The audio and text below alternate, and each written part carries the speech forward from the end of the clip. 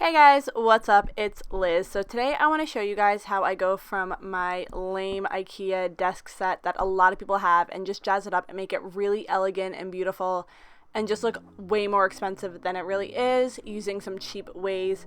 So if you guys are interested in this and seeing how, just keep watching. So starting off, I'm just going to go ahead and clear off my whole desk. Obviously, if you just bought this set, you don't have to go ahead and do this step, but I did. So I have the Alex/Linnmon, I'm so saying that wrong, but I will leave it down below what I got, desktop, and the Alex 5 draw set. They are such a beautiful combo, and obviously I already have a marble contact paper on top. These just come in a plain white top, but you can get glossy or clear, whichever you prefer. It really doesn't matter, the matte or the glossy top, because clear you're going to cover it anyway. So I'm going to go ahead and peel up my old marble contact paper. This was not big enough for it, and it just did not look classy. Honestly, I didn't really like it, so I went ahead and just got a bigger marble paper. This one is beautiful. I absolutely adore this one. It just looks real. It looks classy. It's so shiny. So I'm just measuring it to make sure. If you guys go ahead and get the same one, it does cover. Now, quick tip, I try to match the side exactly to the end just to blend it, but getting it straight was so difficult for me.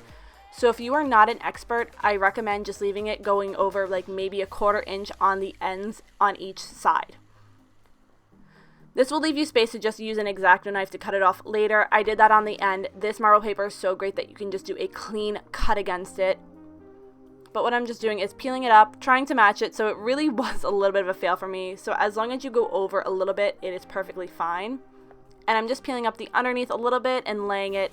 I recommend just doing a little bit at a time and using a scraper. I am using a credit card. You can use a credit card too if you'd like. It doesn't come out perfectly, but it comes out just fine as long as you press really tough. You can use your thumb to push out the air bubbles, but unless you're an expert, you will get air bubbles. So you guys can just see what I'm doing, just laying down a little bit at a time and using a scraper to clean it. You can get a scraper from like Home Depot or whatever. Once that's all on, I'm just using the X-Acto knife to cut it, and I wrapped it around the edge just because that edge is going to show the way I'm going to lay it, and it just looks classier. And then just pushing out any remaining air bubbles.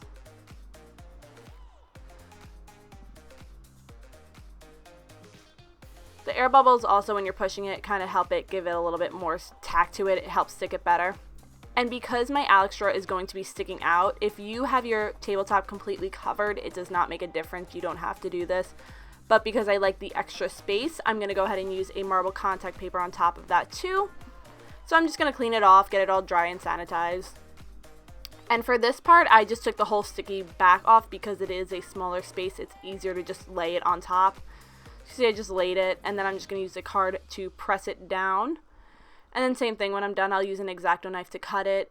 And you guys will see just how easy and clean it cuts as long as you have a sharp X-Acto knife. So just watch me do this. If you guys need practice, I recommend just taking a little piece and practicing on another surface first. That doesn't really matter. But it's easy. Or you can ask for help. Nothing wrong with asking for help. But just look how clean that looks. I just love it. It looks so real. So that's it up close. You can see it's so shiny. It does have a little bit of bump because I had the previous marble paper on top, but it doesn't make a difference. Now with the extra pieces, what I went ahead and did was put just on the ends of my lac shelf, just so that they match, and I really like the way that they look. You can see that they're just marble on the end, so they do match the table. The marble is a little different now, but I don't mind it. It's still okay. So I'm going to go ahead and just clean this area up, and I'll come back to show you guys some more steps. Now I'm going to show you guys how I take this mirror and just hang it up on the wall because I feel like it looks classier. You can just lean it against the wall if you're worried, but I'm just going to take these damage-free hooks. They are great because if you live in an apartment, they're not going to ruin the wall or anything if you're not allowed to hang anything up. Now, like I said, you can just lean it, but this is my way because it just left me more space, and I love the way it looked on the wall. So I'm just going to take these and put the sticky parts on the back. And I will completely admit, this is definitely a little riskier. It's not the safest way.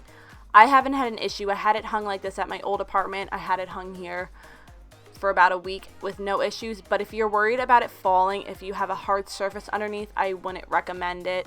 Definitely, because if it falls, it can break.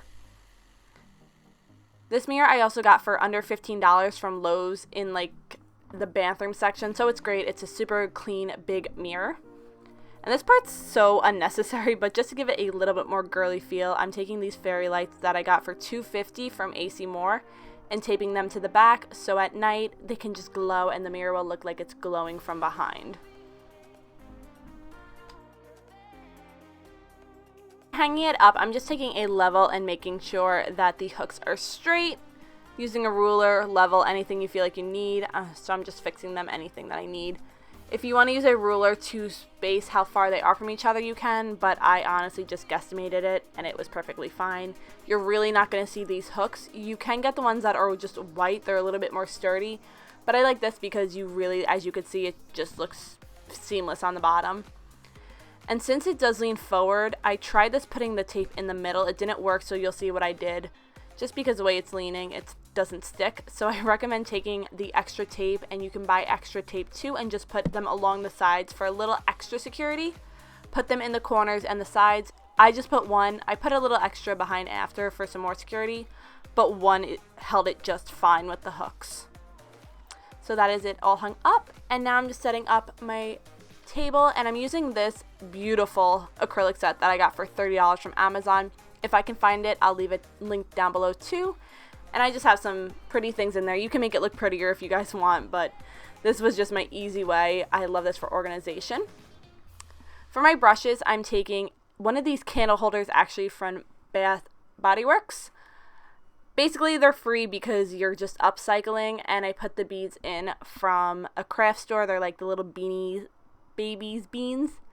And I have two of these because they're just clean, they're classy, they're clear, they go with the acrylic theme. I think it looks a lot classier than that neon green pot holder for the brushes. So just placing them in. You can use these for any brushes really, if you guys have face brushes, but just because I have a lot, I used a different thing. But for my eye brushes, they worked beautiful, and I use them all the time. They're great. So now I'm just cleaning up a little bit.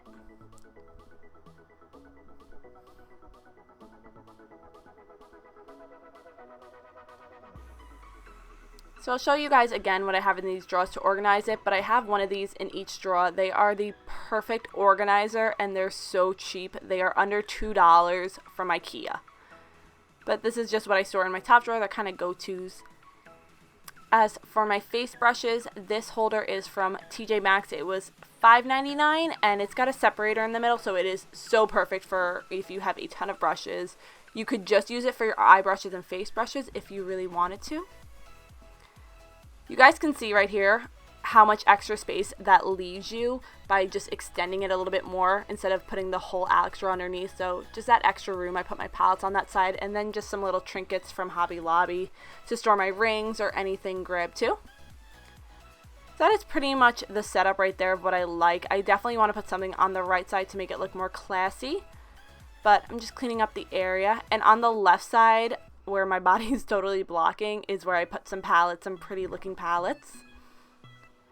Look how good these things clean. They're great to clean with a baby wipe or makeup wipe. They just wipe off really quick. You can disinfect them easily.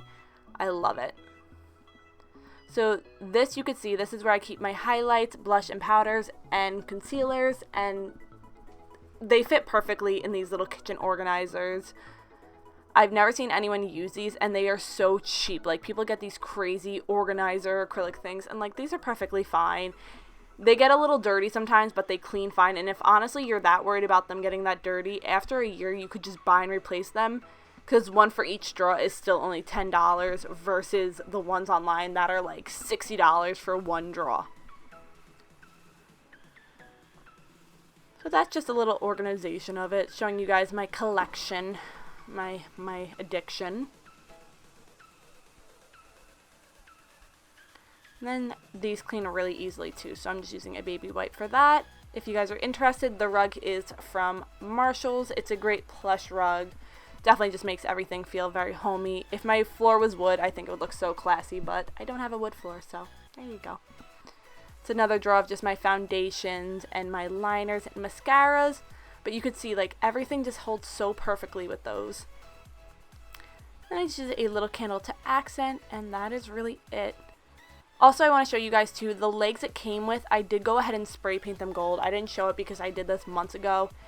You could leave them white, but I felt like spray painting them just made it all go together with that white marble gold theme.